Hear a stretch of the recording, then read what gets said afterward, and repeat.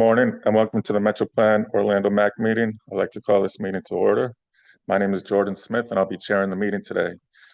We have a team of folks working to ensure this meeting runs smoothly for us in the room and those listening online. As we continue to meet in person, all committee members are required to be physically present here in the Metro Plan Orlando boardroom for purpose of achieving a quorum. Staff will continue to stream our meetings online for public access. Now it's time for the Pledge of Allegiance. If everyone will please rise. And today I'll ask Mayor Dallas to lead us in the pledge. Pledge allegiance to the flag of the United States of America and to the republic for which it stands, one nation, under God, indivisible, with liberty and justice for all.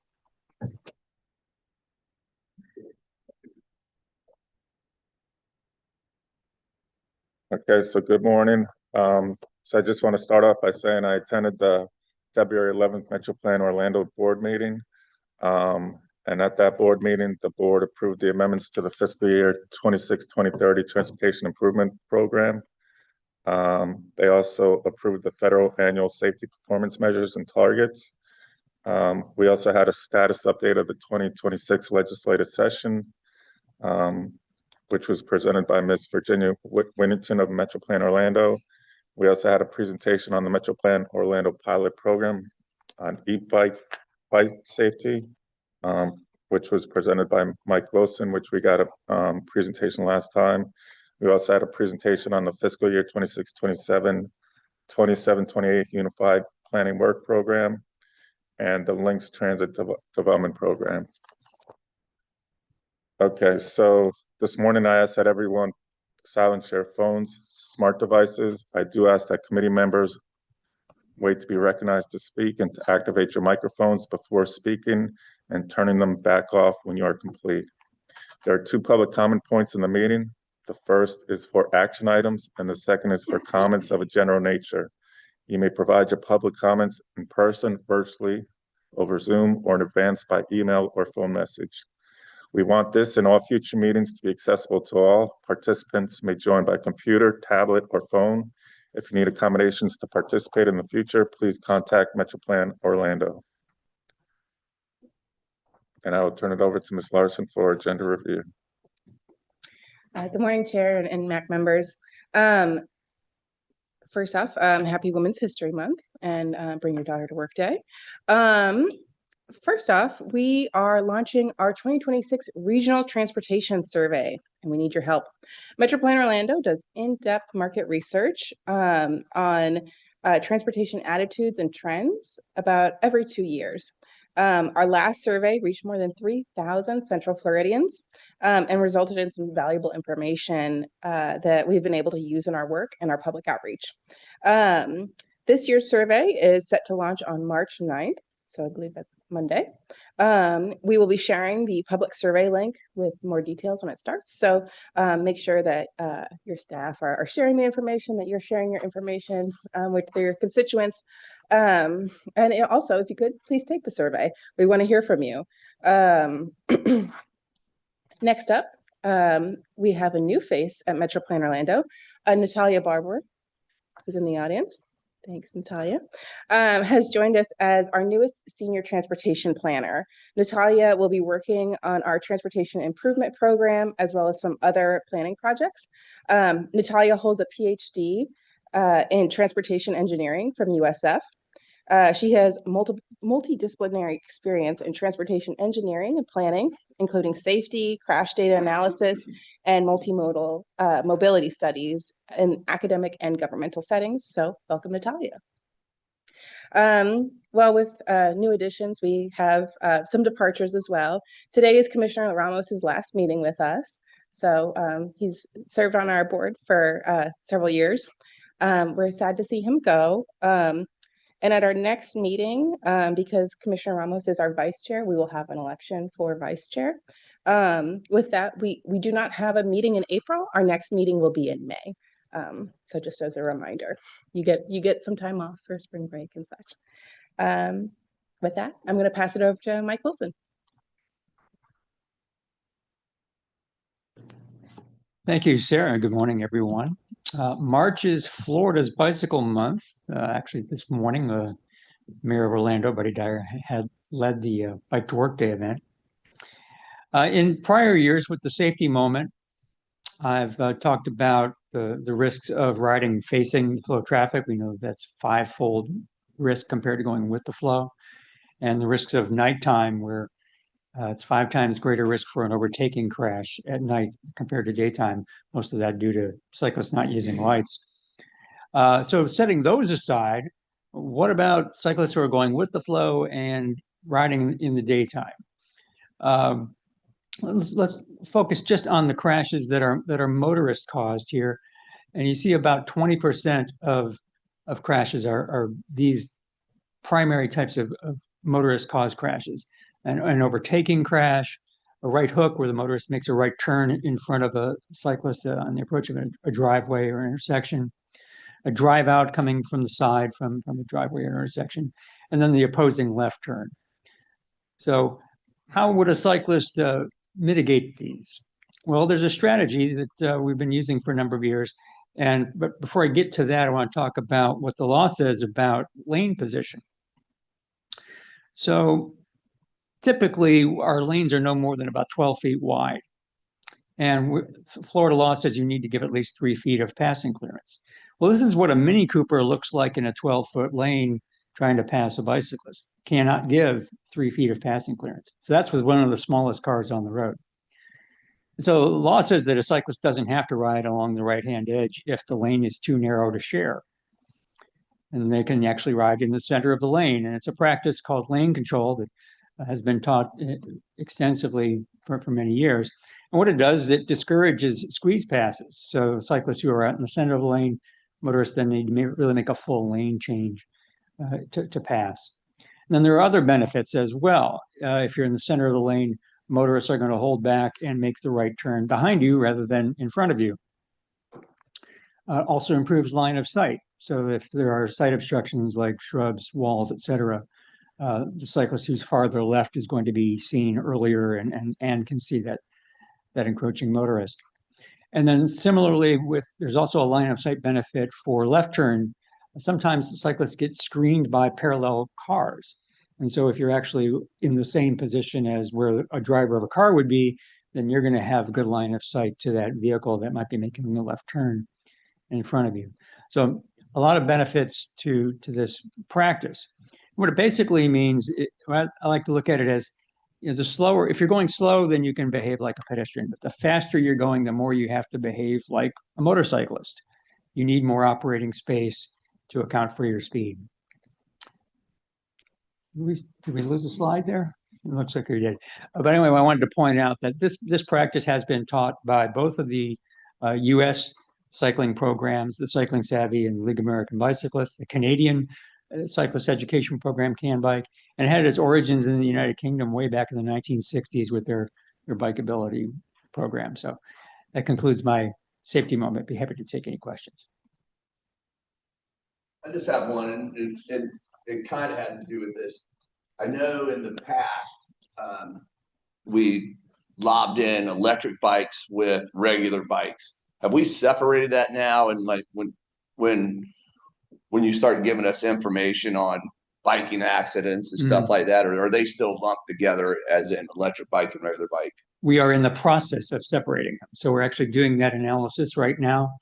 Hopefully within a month or so, we will have that completed and we'll be able to give you some trend data and to be able to do some comparisons as to what types of crashes e-bike riders have compared to non-e-bike. And this is a really important strategy for e-bike riders because they are so much faster. The faster you go, the more important it is for you to use a lane control position. Thank you. Yeah. Education of motorists is going to be a big deal because they don't understand. Well, I can tell you that simply doing it trains motorists. I'll give you an example. When I moved about 10 years ago, it changed my route to the office. So I was using a new route, going down Robinson's instead of a different route. And for the first 2 weeks, I had a lot of honking. I had cars that would kind of get stuck behind me in the right-hand lane and they couldn't move over, etc. After 2 weeks, it stopped. Everybody was making their lane change a quarter mile back, and everybody was happy. So that's one cyclist training, a few hundred motorists by simply changing my behavior. It works. Any additional questions or comments? Thank you, Mr. Wilson. Very much enjoyed today's safety moment. Okay, moving on to agency reports. First up is Mr. Scarf with FDOT District 5. Mr. Scarf, when you're ready. Good morning, Mr. Chair and MAC committee members. I have some informational items for you this morning. As always, your latest construction report can be found in your general information tab. If you have questions about any projects in your area, please, I'll make myself available afterwards and look into that. Next, I want to provide you with some good news. The district and the MPO have been completing the joint certification. And this is an annual process. We must jointly certify the transportation planning process to ensure that all processes are being carried out in accordance with the state and federal statutes. So this process is split into two parts. Part one is completed by the MPO, and it covers their plans, policies, data collection, some of their cooperative efforts with neighboring MPOs, TPOs, and consultants. And also the MPO has offered the opportunity to list noteworthy practices, and they turn that into the district, and we kind of disseminate through the different areas so that we're aware of everything that they are doing throughout the process or throughout the year. Part two is completed by the district, and its evaluation process focused on invoices, procurement, and planning documents. If any of the items or processes do not meet the level of statute, the district can then issue recommendations or corrective actions to the MPO. The higher the risk level, the more frequently the MPO's processes are monitored. So the results of this year's, again, were low risk, which is good news for the MPO. We are only going to have to complete this process annually. If it continues, or to give you an example, if it were to be moderate or elevated, we would conducting this process, they're biannually, triannually, or quarterly. So again, this is a good news story. It's one of those things where if there was a problem, we would have known ahead of time, but this is our official annual announcement that the process is complete. So next, I have a couple of workforce development events coming up this month that I'd like to make you aware of. First is the Road to the Future hiring transportation event, and this is designed to recruit talent in Florida's growing transportation sector. So we'll be holding this on March 16th, 2026. That'll be at the Wildwood Community Center. So if you have anybody that's looking for a job in the transportation industry, please send them that way. And again, this is to continue to build up our workforce with all the projects that we have taking place in Central Florida. Next slide, please. So this opportunity is our pathway to public careers, and we are completing this with UCF, and we're holding it on Monday, March 30th. So we currently have a number of attendees. Counties include Seminole, Brevard, and Volusia, and cities are Melbourne and Orlando. And recently, we also had the Orange County Fire Rescue Department join it. If you're interested, or your municipality, is interested, you can register by March 16th. I also have a flyer if that is the case. And again, this is kind of a collaboration between our municipalities to build those pathways for public careers. Next slide. So from our safety office, I wanted to let you know that March 2nd through 8th is Vehicle Safety Recalls Week, and you're reminded to check your vehicle and protect what matters. I just want to give you a couple stats. In 2024, there were 1,073 safety recalls that were issued, and over 35 million vehicles and equipment were affected. The safety features can only do their job if they're functioning properly. So this is just a reminder. If you want to check your vehicle, you can go to nhtsa.gov/recalls, and it'll let you know if there's anything outstanding that pertains to your vehicle. I know that myself, I've had that happen a few times. Usually they get you with something else when you're in there, though. If you're looking for a seatbelt correction, all of a sudden your alternator's out. Next slide, please.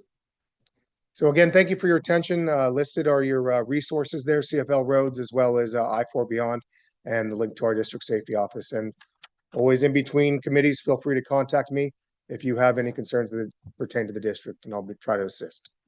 If any questions, that concludes my update. Any questions for Mr. Scarf? I do, for Mr. Scarf. This being my last meeting, I wanted to just bring it up one more time. I think if you could update me, I think you had mentioned you were working with that problem that I've already talked about at Horatio 1792 and Horatio and Maitland with, and I told it's not the timing of the lights that needs to be looked at, but it's hard to believe that it's not a timing issue. So you can queue up properly with the cars that are heading south, turning east onto Horatio.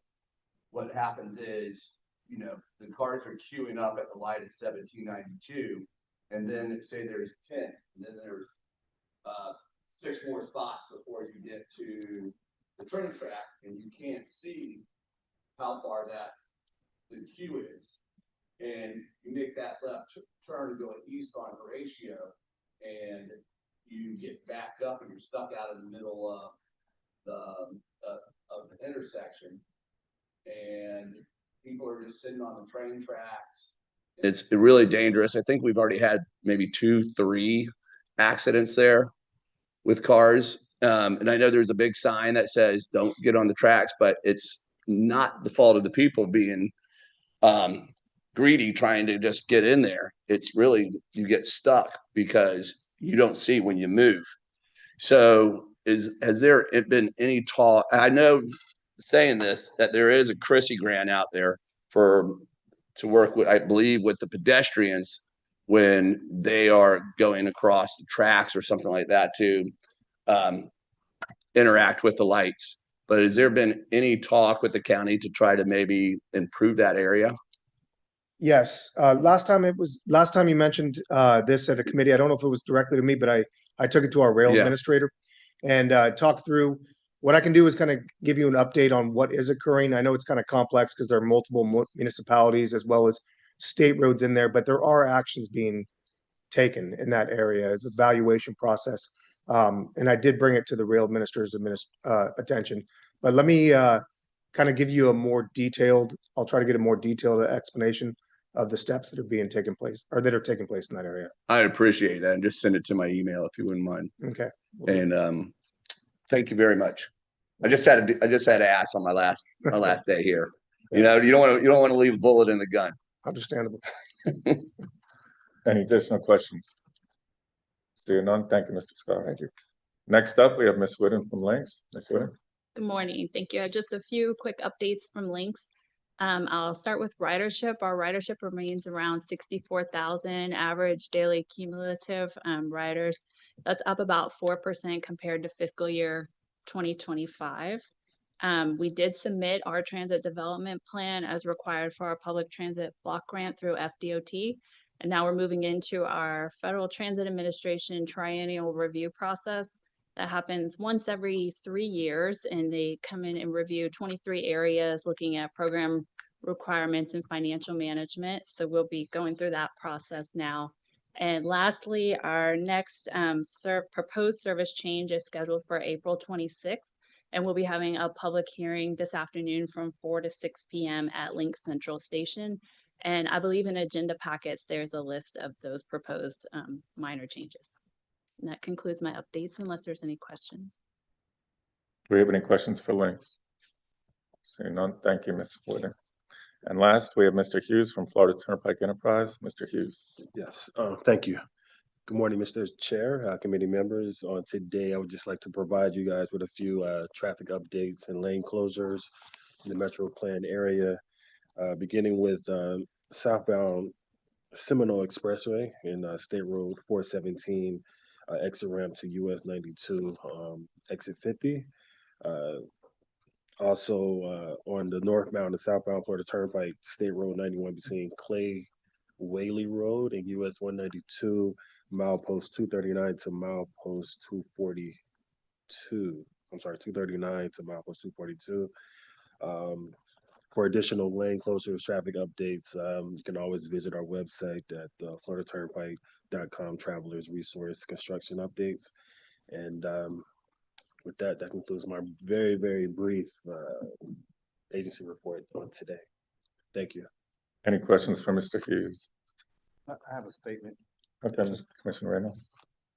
I just have a statement for all three of you. John, thank you so much for finally getting our welcome to Oakland signage, right? And actually putting the notice of the lane being closed or the exit being closed 272 when you come off the airport. I just came back from Montana and it was the middle of the night, 12 o'clock, and there was a sign.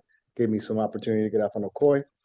Thank you, Lynx, for considering our town of Oakland to put that final stop right there on 4th Street in Colonial. And thank you, Turnpike. Thank you guys for actually putting to action our petition, and you guys actually did. Thank you for all the work. Appreciate that. Yeah. Okay. Moving on, I will now turn it over to Ms. Smith for roll call. Price for Carson. Davitt, Here. Dowless, Here. Guthrie, Here. Henson, Here. Kennedy, Here. Resnick for McCann, Here. Ramos, Present. Slated, Here online. Smith. Here. Mr. Chair, that concludes the roll call, and we do have a quorum physically present. Great, thank you. Moving on to public comments on action items. We will now hear from public comments on action items. We ask that you provide your name and address for the record. And please hold public comments to 2 minutes or less. If any members of the public wish to comment and are joining us virtually, please use the raise hand function and you'll be recognized, or dial *9 on your phone keypad. We'll send you to a prompt to unmute your mic. If you need accommodations to participate in the future, please contact MetroPlan Orlando. Do we have anyone joining us virtually who would like to make a comment? We do not have any hands raised on the virtual side, and I have not received any requests in person. Okay, and there are no written comments? None. Okay. We have 3 action items today. Our first action item is approval of the MAC minutes from February 5th, 2026. These can be viewed at section 1 in your agenda packets. Do I have a motion to approve the minutes? So moved. Motion by Mayor Henson. Do I have a second? Second. A second by Commissioner Guthrie. We have a motion and a second. Is there any discussion? This is a voice vote. All in favor, say aye. Aye. Aye. Any opposed? Hearing none, the motion passes. Next, we're considering a request to approve the amendments to the fiscal year 25-26 to fiscal year 29-30 Transportation Improvement Program. Materials are provided in section 2. We will hear from Ms. Taylor Laurent of MetroPlan, who will provide more information. Ms. Laurent, you have the floor. Thank you very much. So this morning I have one tip amendment for you, and it is the addition of a new project into the Transportation Improvement Program for a railroad signal upgrade at Old Weatherby Road. This includes the addition of $350,000 in federal railroad and safety funds for that railroad and utilities work to occur in the next few months here as we round out and finalize fiscal year 2026. So unless you have any questions about this project, I'm asking for your recommendation of approval of the amendment to the TIP as it's been presented. Are there any questions for Ms. Laurent? Okay, seeing none, do I have a motion to recommend approval of the TIP amendment? So moved. I'm going to give that to Commissioner Ramos, and I'll give the second to Mayor Henson. We have a motion and a second. Is there any discussion?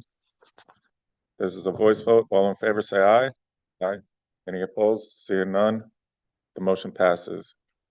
Last, we are considering a request to approve an amendment to the 2050 MetroPlan Transportation Plan. Materials are provided in section 3. We will once again hear from Ms. Taylor Laurent of MetroPlan Orlando, who will provide more information. You have the floor again. Thank you. I knew not to go too far. So this morning, switching from that near-term planning to our long-term transportation plan within the Metropolitan Transportation Plan. This is a living document that helps us maintain our overall vision for the year 2050, but we need to update it time and again or every now and again to make sure that our near-term project implementation is consistent with that long-term vision. So this is a amendment to an existing project within the 2050 MTP. This is the State Road 60 from Prairie Lake Road to Florida's Turnpike widening project. There is some near-term funding that's expected to be advanced onto this project to move its design phase to become cost feasible within the next 5 years. So with that new funding, the amendment is being done to maintain planning consistency with FDOT's project and the work that's anticipated to be completed soon. And with this new funding being added in, there are no changes or impacts to other 2050 MTP projects or their cost feasibility due to this amendment. So unless you have any questions about this particular project, we are also asking for your recommendation of approval to the MTP as it's been presented today. Are there any questions for Ms. Lorraine? Okay, seeing none, do I have a motion to recommend approval of the 2050 MTP amendment? So moved. Motion by Mayor Henson. Do I have a second? Second. Second by Commissioner Guthrie. We have a motion and a second. Is there any discussion? Okay, this is a voice vote. All in favor, say aye. Aye. Any opposed? Seeing none, the motion passes. Thank you, Ms. Lorraine. Okay, we have 3 informational presentations today. Please hold questions until the presentation ends if possible. First, we have an informational presentation on the Metro Plan Orlando's Tracking the Trends program from Mr. Slade Down from staff. Mr. Down, the floor is yours. Good morning. Thank you, Mr. Chair. Like you just said, I'll be here to tell you about our Tracking the Trends program. We update it every year, but this year we've got a little more than just an update to tell you about. So a little bit of background. For those of you that maybe you do not know, our Tracking the Trends program is sort of a data tracking program to track historic data and identify trends in transportation. Like other MPOs, the metrics that we choose to track are aligned with federal performance measure requirements, but we go further than that to, track kind of every quality of life data point that interacts with transportation. The full Tracking the Trends program includes an area profile and the transportation highlights, the data library, the accessibility hub, and the systems performance dashboard. You can access all of these through metroplanorlando.gov/maps-tools. So I mentioned that we do update it every year, but this year it kind of got a larger refresh to align with the newly adopted 2050 Metropolitan Transportation Plan, the MTP, which Taylor just spoke on. So I'll give you a quick walkthrough of each aspect of that program and how it might be useful to you and our technical partners and the public at large. So first up, we have our area profile and transportation highlights. The area profile kind of shows an overview of the region, different characteristics, demographics, tourism data. This map on the right is an example of what you might find there. It's an interactive map. It's a slider, so you can see growth in the year 2000 to 2023. You can actually go around the region to your city, your neighborhood, to see kind of the difference back and forth of how it's changed over that time frame. And then the transportation highlights section is really kind of a 5-7 minute shallow dive of just a quick read of what you may want to see about different transportation metrics, different performance indicators, and some examples of some takeaways you might see there is like our safety numbers improving. Happy to report 2 years in a row, our fatalities and serious injuries are down. The number of vehicle miles traveled, daily per driver is up, which basically means the average Central Floridians driving just a little bit more every year on their daily drives. And also jobs and population are increasing pretty proportionately with one another year over year. So as of the most recently available data. Next up, I want to tell you about our data library. So the previous thing I was talking about is a little more shallow dive. This is where you get into the real nitty-gritty granular data. This is kind of where we track all of the metrics that I mentioned before. If you want to go in and get that data, you can download it directly rather than contact a member of staff to ask for the data, wait for us to get back to you. you're more than welcome to still do that. But if you or your staff want to go in and get that data directly, that is available at the data library. Next up, we have our system performance dashboard. So this is kind of the one-stop shop for all of those federally required performance measures, all of those mandated ones. Laura Bauk spoke at our last meeting about setting some targets for some of those measures. So this dashboard is where we track both the real data and the targets we set to meet. Some of the interactive items that you'll see in there, here's an example on the right, bike ped crash hotspots in sort of the Seminole, Sanford, Lake Mary area. Again, it's one of those maps you can move around, zoom in on your area and see where those hotspots are lighting up. And the last part of the Tracking the Trends program I wanted to tell you about is our accessibility hub. So accessibility is how we determine how easy it is to reach different points of interest, say like a neighborhood with a lot of parks and restaurants and other services would be highly accessible, whereas like maybe a gated community with one entrance exit would be a little less accessible. So in the accessibility hub, you can look at those different accessibility kind of scores, how different parts of the region are accessible, not just to grocery stores, which is what I've got up on the screen there, but also healthcare, transit, schools, lots of different points of interest and services. You can see kind of where those accessibility hotspots are, but you can also see kind of some of the gap areas in the accessibility hub. So this, it could be a way to see where services are needed, maybe good for commercial development, say, hey, this would be a good place to put a convenience store, a grocery store, things like that. So those are the different tools in the Tracking the Trends program. Again, you can take a look at all of these at metroplanorlando.gov/maps-tools. I'd encourage you to take a look, click around after the meeting and see what's in there. With that, be happy to take any questions. Thanks. Do you have any questions for Mr. Downs? Okay, thank you very much. Thank you. Now we have an informational presentation on the e-bike education pilot project for teens from Mr. Mike Wilson of Metroplan Orlando. Mr. Wilson. Thank you, Chairman Smith. Good, continuing the bike theme this morning. Yes, so e-bikes have been a big concern throughout the region, throughout the country in recent years, and it gives you here's an estimate of the impact of it. We've been able to do some sampling of what we're seeing in the way of bike, e-bike and e-scooters contribution to the overall crash trend.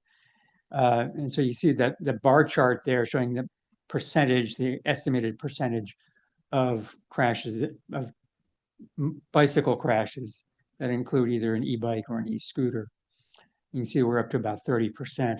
And then the solid line there is actually the overall trend line for bicycle crashes. And we're seeing nearly 50% increase in 2025 compared to pre-COVID levels. And so it definitely seems like those motorized users are driving that increase in crashes. So how do we address that? Well, there's a lot of concern about the impact with kids getting a hold of these more powerful devices and getting into trouble. So we're going to be piloting an existing online course. It'll be free of charge for middle school and high school students. We're working with all 3 counties, targeting grades 7 through 10, so that's ages 12 to 15. The course is developed by the American Bicycling Education Association. It has 21 video modules for about an hour's worth of material, and it also has some quizzes built in. And then we are adding in some pre and post-course surveys as part of this program so we can get a better idea of how this program performs with the students, so then we can make recommendations on moving forward. To give you an idea of what's covered in the course, starts off with a section on knowing your equipment, making sure that your vehicle is safe to operate. And safety is unusual in the e-bike realm because there's also the issue of battery safety and fires with that. So making sure people know how to take care of that. And then basic rules of the road, the rules of movement, the laws that are specific to bikes and e-bikes, understanding the road system and what it means and what it communicates so that these kids have an understanding of where they should be riding and how. And then getting more in depth and getting into defensive driving strategies for these faster bicycle users. They have to understand the relationship between their speed and their stopping distance and how to scan effectively, what types of crashes they might be at risk for and how to counter those. And then also some high risk situations that are unusual that might surprise them. And then lastly, kids like to ride together. And so communicating to them how to communicate with one another within the group to minimize those crashes between cyclists, and then how to communicate effectively with other road users, which is a little different when you're in a group compared to a solo cyclist. So as I said, we're coordinating with the school boards. Osceola County is ready to get moving here, and we're hoping to get Orange and Seminole on board shortly. And then we hope to have a report for you by the end of June that will give you the results of participation, completion, quiz scores, feedback, etc. And then we'll be giving future implementation recommendations to the school boards on how they can implement this in an ongoing manner. And that concludes my presentation. Be happy to take any questions. Okay, Mayor Henson. I'm kind of wondering, I love the program, first of all. I'm wondering if we might engage police departments when they see a youth or anyone mandating this course. Mm-hmm. In other words, not monetarily, but just say, yeah, you have to take this course and show proof of passing this course. Yeah.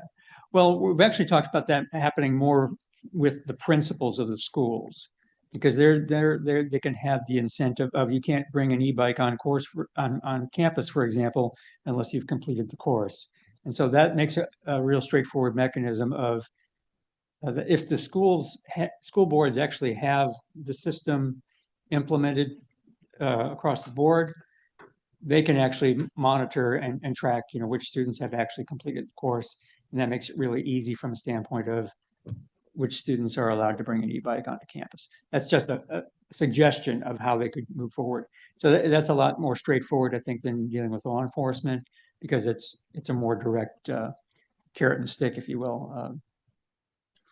I mean, with the popularity of these things, and it's only going to get more. Right. We're seeing every day, we're seeing more and more. So rules of the road need to be out there. Right. Any additional questions? I have a question. One, how we always say it is, I think those numbers you had are going to go up even twice now because every kid got a bike for Christmas this year. So, Mhm. I mean, seriously, Yeah. it went from just seeing a few to just mass amounts. Yep. I love the project. And you had discussed about before a kid can come in, with the principals, they have to take this course. And then now you're asking for the school to police that and have to go through a whole kind of step to now you got to come in and fill out a form saying, I got my bike and I got to do this.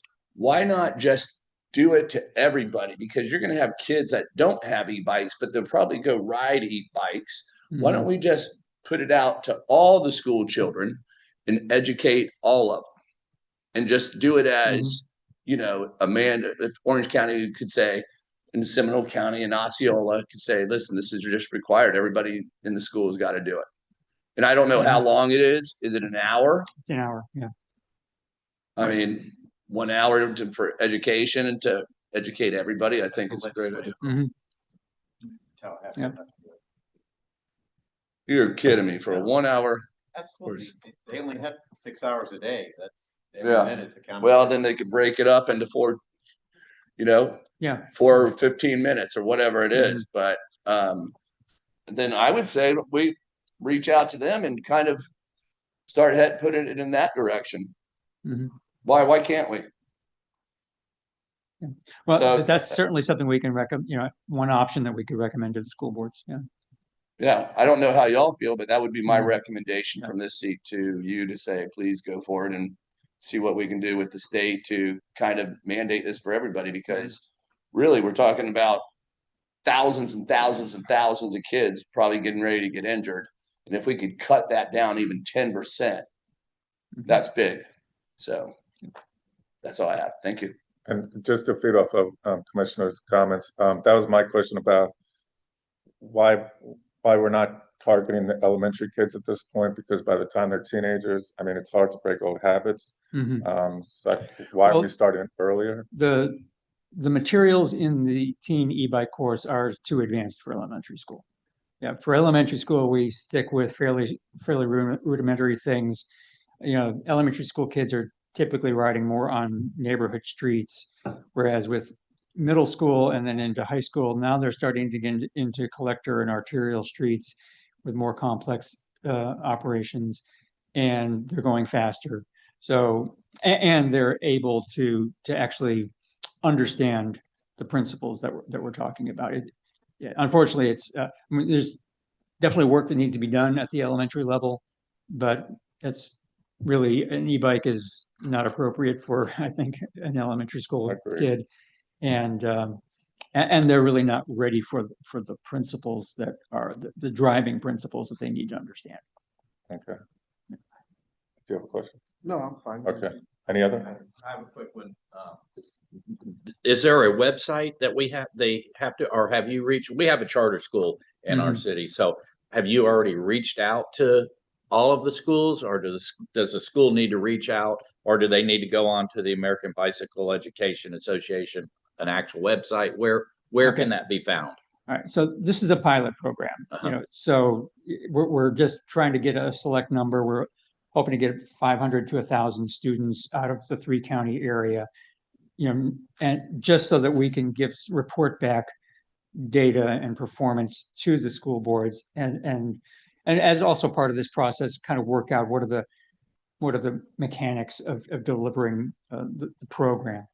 So yes, I mean, we'll be looking at how do we reach charter schools and homeschool and et cetera, other things. But for now, we're keeping it really tailored just to how does the program itself perform with the students, so that we can report on that. If anyone is interested on this committee is interested in looking at the program, I can send you a link to check it out. And yes, anyone can go to it and purchase the course themselves. It's $35. Of course, the idea is that we're going to be offering this to students for free, but yeah, at this point, we're not trying to reach everybody. We're just trying to conduct a pilot. So. Okay. Thank you. Commissioner Kennedy? I think this is great. Vision Zero is really turning into something fantastic, and I love the things you're doing. Mandating can be difficult. On Facebook, for example, in the OCOE groups, they're full of parents discussing these issues. The parents are starved for this. Mhm. And there's a lot of confusion. One person, I think they have to have a license. It's like, Right. And especially to the younger, maybe they're not doing the e-bikes, but they're doing e-scooters. There's all sorts of these devices. Right. And what I was thinking, even if you can't get mandated 1 hour, is there, and I know you do a lot of education, is there something you can do, ads, something on Facebook to get the word to parents that this is available, and maybe they ought to voluntarily sign their child up before they give them one of these, or a different approach, try both approaches. Sure. You can't give them an Yeah. insurance discount or some of the things we do with cars and driver education. Right. I mean, if you want to just share the site, I can email that to you after the meeting. Sure, and anyone can, if parents, if they've invested probably at least $500, maybe probably a good bit more for the bike itself. And so what's another 35 to make sure that the kids are using it? I mean, that's less than the price of a helmet. So Could you just have that link mailed out to everybody, Yeah. please? we'll do. So we could share it. I don't know, I don't know if you had a graphic or anything, but it would be great. I put it on my Facebook page. There's like 5 COE groups. There's an Oakland. We've all got rants and raves groups for our cities and everything. Okay. I can see if there's an existing graphic that I can share. Or if not, we could also look at putting something together. Thank you.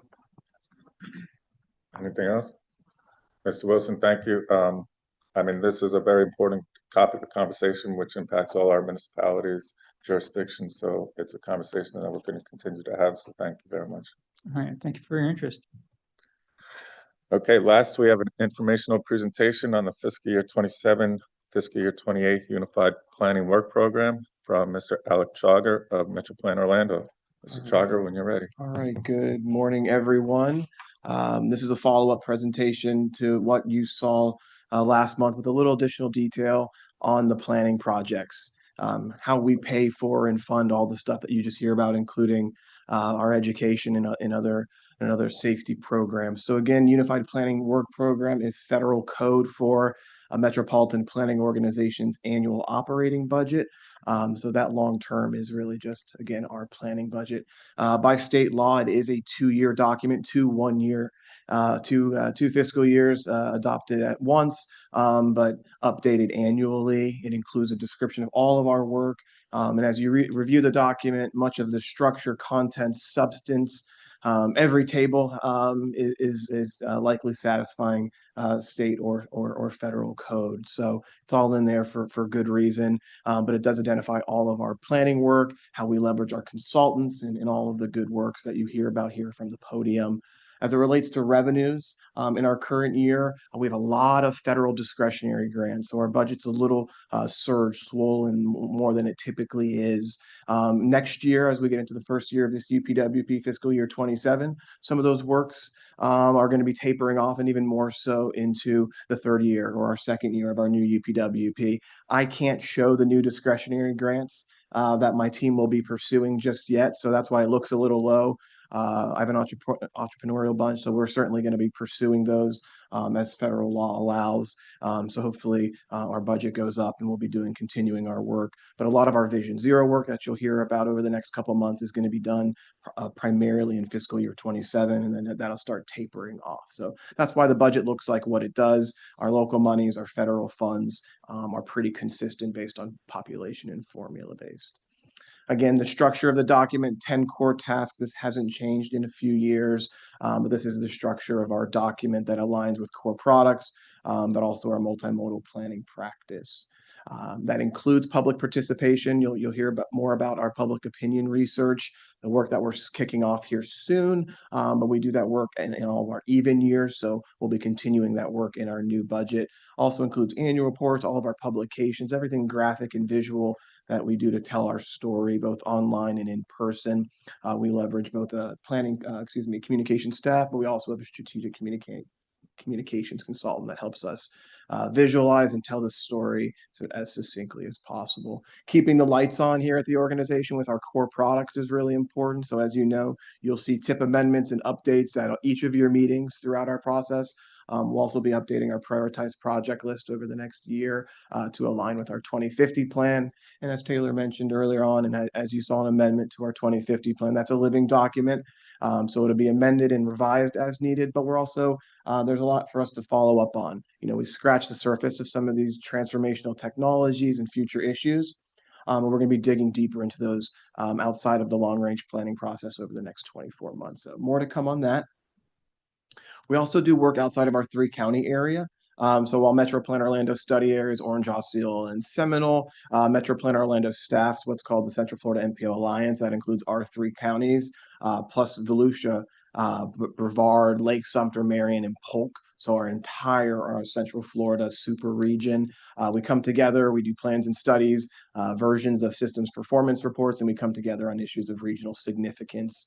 One of those is the Lake to Lake Regional Trail. This is Lake Monroe and Sanford, all the way down to Lake Okeechobee in Okeechobee County, 150 plus miles.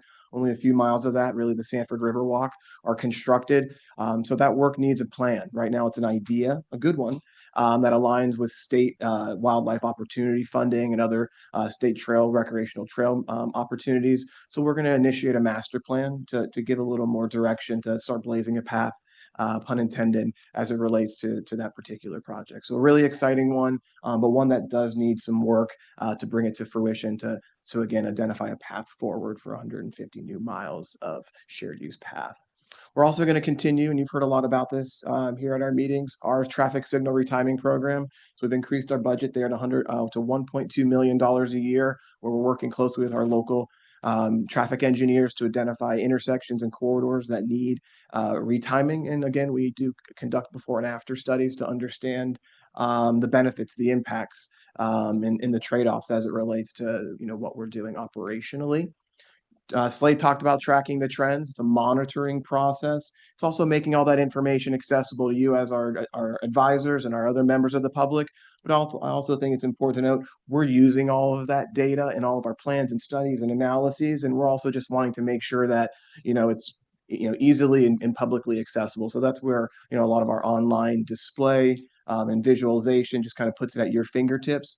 But our Tracking the Trends program also does include data acquisition to allow us to conduct travel time and reliability and origin destination studies. So we're purchasing consumer product to identify and to create different types of transportation behavioral analyses. We also have bought into a software that allows us to better understand crashes, collisions, and countermeasures. So you'll see that in our budget, and that's been made accessible to all of our local partners as well. So again, we're an operating budget for an organization, but many of the plans and projects are really putting value back right into your municipalities and our county partners. You're going to be hearing a lot about safety action planning. You have over the past 2 years. We're going to be continuing that momentum intentionally. Next month, you're going to hear a detailed presentation from Laura Bach from our team. So I won't steal any of her thunder, but you will see a few $1 million worth of transportation safety action planning, revisiting some of the works that we had done in just a couple of years ago, continuing moving the needle. But again, digging deeper into some of the topics that we had just scratched the surface on as part of our regional action plan. Seminole County, as well as the city of Castleberry, were our funding partners. Thank you, Mayor Henson. They're contributing directly to this regional grant. So we're going to be doing additional roadway safety audits within their jurisdictions in close collaboration and partnership with city and county staff. So really exciting there. We will also be continuing our transportation research. We've initiated that under our white paper program. You're familiar with our e-micromobility, that primer looking at some of the issues and opportunities as it relates to kind of solving for this really disruptive, but also transformational technology. But we have more coming. We want to keep addressing relevant, timely topics, and we're going to be doing just that. So the one that's coming soon, kind of going through an editorial review of sorts, is exploring the balancing traffic calming with emergency response. So how do we, put chicanes and vertical and other horizontal deflection, but also making sure that doesn't disproportionately impact emergency response time. So it's balancing the needs of transportation planners and traffic engineers with our firefighters and our paramedic team. So there are solutions, there are compromises, and this white paper is going to explore how jurisdictions around the United States have bridged that gap and kind of found balance. But we're going to be continuing that urban area research, and we have a few projects in the hopper. You can see identified there on some relevant topics, many of which were issues and ideas that were identified as part of our 2050 planning process. So we're going to be continuing there. But I did a presentation to all your municipal staff just last week, and we're going to be sending out a survey directly to them. And Laura, we might as well include the MAC in that. And so while we have ideas, we're planners, professionals, kind of visionaries in that sense. But we want to make sure, again, that the research that we're conducting is solving for the needs and the issues that you're confronting. So we're going to add you to that survey. And it's really just a simple question, a problem statement. What is your city confronting on the transportation mobility side? And how can that be solved? Are there solutions? So we'll allow you to participate in that, give us some ideas, some problem statements, some research prompts, and then we're going to be bringing that all together and identifying where those common themes are, and then that will kind of serve as our hopper for next steps. But a lot of topics, a lot of research, a lot of common ground that needs to be built. And a lot of these topics are really complex, and they really just need to be distilled down to something that our policymakers, but even just the general public can wrap their heads around, so you can make informed decisions around things that are happening very fast. So again, the research is going to be a continued program of ours moving forward. Next month at our board meeting, they will be taking action on a draft document. This draft document gets submitted to FDOT and the Federal Highway Administration. They review it, make sure it satisfies all the state and federal requirements. We're confident that it does, but of course it needs to go through that rigor. We'll hope to receive comments back a month later, and we'll be bringing that back through our full advisory committee process for action at your next cycle, your May, but the rest of our advisory committee April meeting. So that April-May cycle, advisory committees and our board will take action. And again, this budget is to become effective July 1. So with that, I'll answer any questions that you may have. But again, be on the lookout for another action item presentation next cycle. Thank you. Do we have any questions for Mr. Chaga? Yes, Commissioner Kennedy. Kind of pivoting off of your comment about studying balance and unintended consequences of policies and things. The biggest problems we have primarily are related to school policies. Schools are making rules for certain reasons, not opening early because they don't want the kids to be in the schools early. And then traffic backs up all over and kids are walking in the street and getting hit, things like that. Are you looking, or do you have the open door, like you mentioned with emergency response, to work with the schools on those types of policies and make recommendations that their internal security policies are creating traffic hazards and things of that nature?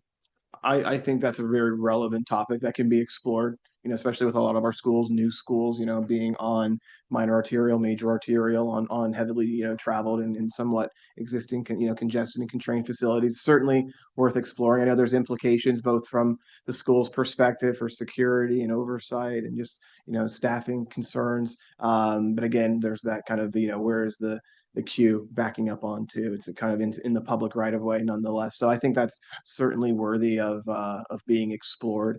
And our research program is going to look a little bit different. I think we introduced Natalia, but she has a really strong research academic background. So she's going to help us sort through that, again, making sure that we're identifying the right problem statements, that we're conducting the right research, but also that we're putting out the right information. So not everything's going to be a 40-page white paper. Some things can be, solved with, a quick memo or a presentation or a short video. So stay tuned. So a lot of this is, we want to have a full breadth of the issues, the problems that our partners are confronting. And then, as time and our budget, is available, we're going to start, solving and unpacking in many cases, some of these really complex issues. Sure. Any additional questions? Okay, seeing none. Thank you, Mr. Chaga. Moving on to general information, there are several items under general information at section 4 in your agenda packets. The next Metro Plan Orlando board meeting will be on Wednesday, March 11th at 9 a.m. And our next MAC meeting is May 7th at 9:30 a.m. At this time, do any committee members want to make any final comments? Yeah, I would. Well, like I said, this is my last meeting and I've served 4 or 5 years here, and I just want to thank everybody. It's been a pleasure. Real educational experience for sure. And it's been great. I feel like we have made a difference. And again, to Mr. Kennedy's point, I really love where this Mission Zero is going. I think it's going to be a big success. So I'm glad to be part of that. You will meet Bill Randolph. He will be my replacement. He'll be coming in April. Great guy. He did serve Alex, am I right on this? He served on the Citizens Board for Metro MAC or Metro Plan? Yeah, many years. So he comes in knowing what's going on. So he'll be a great addition to the MAC. Thank you, guys. Commissioner Ramos. Ditto. Thank you, Vance.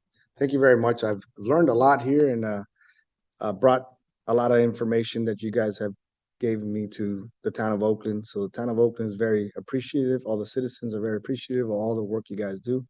And not forgetting that we're part of Orange County and we're in the map because people thought we were in Lake County for a while. Thank you so much for everything. I've learned so much. All of you guys, I've had a great time here and I really appreciate it. Thank you so much.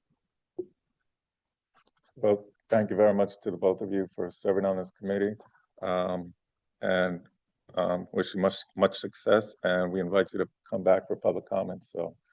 Oh, yeah, I'll do that. Any other committee member reports?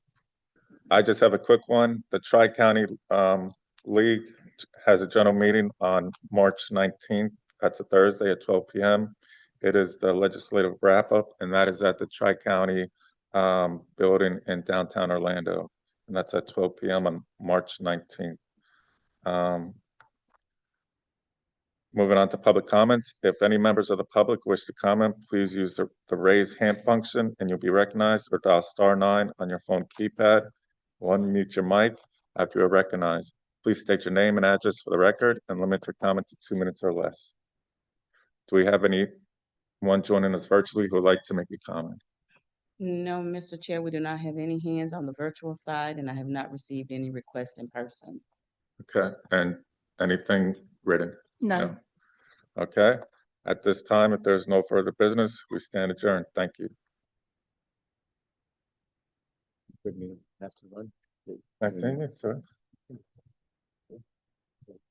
Your last. Yep.